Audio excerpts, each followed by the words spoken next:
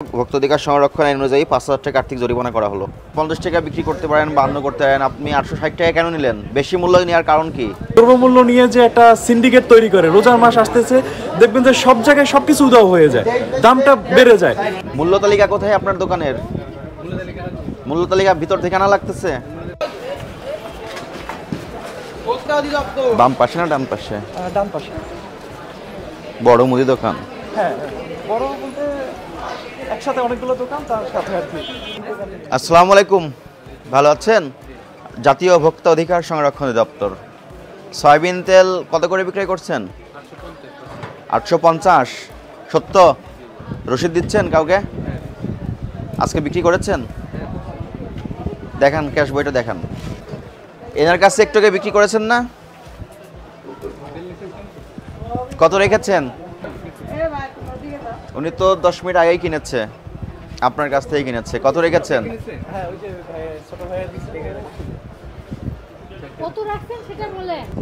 ওটাতে তো এমআরপি দেওয়া আছে ৮৫২ টাকা। হ্যাঁ, ৫০ টাকা বিক্রি করতে পারেন, ৫২ করতে পারেন, আপনি ৮৬০ টাকা কেন নিলেন? বেশি মূল্য নেওয়ার কারণ কি? নিয়েছেন ৬০ টাকা, ভুলে তো আপনি ৮৪০ নিতে পারতেন।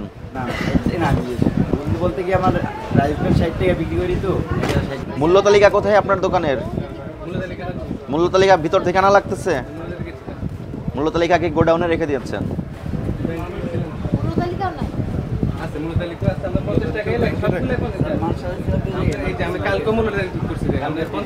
আজকে তো করেন নাই।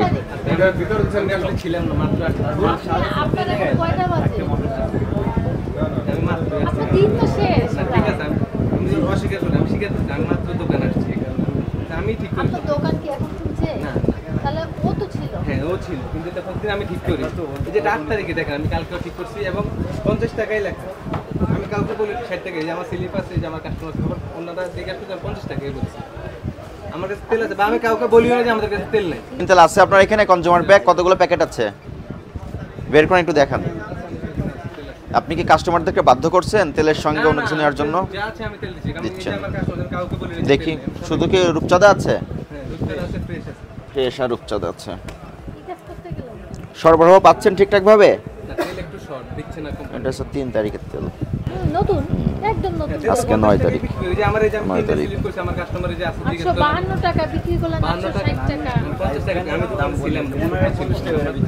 আমি বিশ্বাস না, তুমি মিছা কথা না, বিক্রি করছি আমার এই যে ছিল না, আমার কাস্টমার এটা মিস্টেক করে আমি নিছি মাত্র, আমি কাস্টমার। হ্যাঁ, আমরা 50 টাকা বিক্রি আমার ছিলাম বাইরে গেছি, আমি নিছি 50ই রাখছি।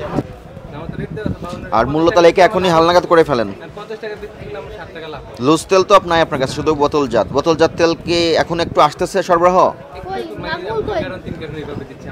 সবসময় এই ধরনের উদ্যোগকে আমি স্বাগত জানাই এবং সবসময় চাই সাধারণ মানুষের ক্রয় ক্ষমতার মধ্যে থাকুক। এই যে দ্রব্যমূল্য নিয়ে যে একটা সিন্ডিকেট তৈরি করে, রোজার মাস আসতেছে, দেখবেন যে সব জায়গায় সবকিছু উধাও হয়ে যায়, দামটা বেড়ে যায়। আমরা সাধারণ মানুষ প্রতিবাদ করলেও এটার কোনো পাই না, কোনো ভালো সুবিধা পাই না, বা আমরা এটার কার্যকারিতা পাই না। আপনি যে এমআরপি থেকেও বেশি মূল্য নিয়েছেন, অপরাধ হয়েছে ভোক্তাধিকার সংরক্ষণ আইনের, আপনি স্বীকার করেন? যে টাকাটা অতিরিক্ত ওনার কাছ থেকে নিয়েছেন, ওই টাকাটা ওনাকে ব্যাক করে দেন। আর এর বাইরে আপনাকে ভোক্তাধিকার সংরক্ষণ আইন অনুযায়ী ৫,০০০ টাকা আর্থিক জরিমানা করা হলো। ঘটনাটা হচ্ছে যে আমি এখানে কাঁচা বাজারে এসেছিলাম বাজার করার জন্য। তো তেলের কথা বললাম যে রূপচাঁদা তেল আছে কিনা 5 লিটার। তো বললো যে আছে, হচ্ছে 800। দাম কত বললো? আমি বললাম যে আমাকে 2টা দেওয়া যাবে? তো বললো যে না, একটা 860 টাকা। তো আমি 860 টাকায় কিনে আমি নিলাম আর কি তাদের কাছ থেকে। তো গায়ের মূল্য দেখেননি? না, গায়ের মূল্য বললো যে দাম বাড়তি আর কি, যে বাজারে তেল পাওয়া যাচ্ছে না। আর গায়ের মূল্য হচ্ছে 852 দেখছি, কিন্তু 860 আমার কাছে আর কি চাইছে। আর 860 চাওয়ায় আমি 860 টাকাই দিয়ে আমি নিয়ে নিছি। আমি চলে যাচ্ছিলাম, স্যার সামনে আমার, তাকে আমি সালাম দিলাম। তো স্যার জিজ্ঞেস করলো দাম কত। তো আমি বললাম যে 860 টাকা দিয়ে আমি 5 লিটার রূপচাঁদা তেল নিয়েছি। তো স্যার বললো যে আচ্ছা ঠিক আছে, তাহলে আপনার কাছে তো বেশি নিছে, দোকানে চলেন, পরে আমি আমাকে নিয়ে আসলো আর কি।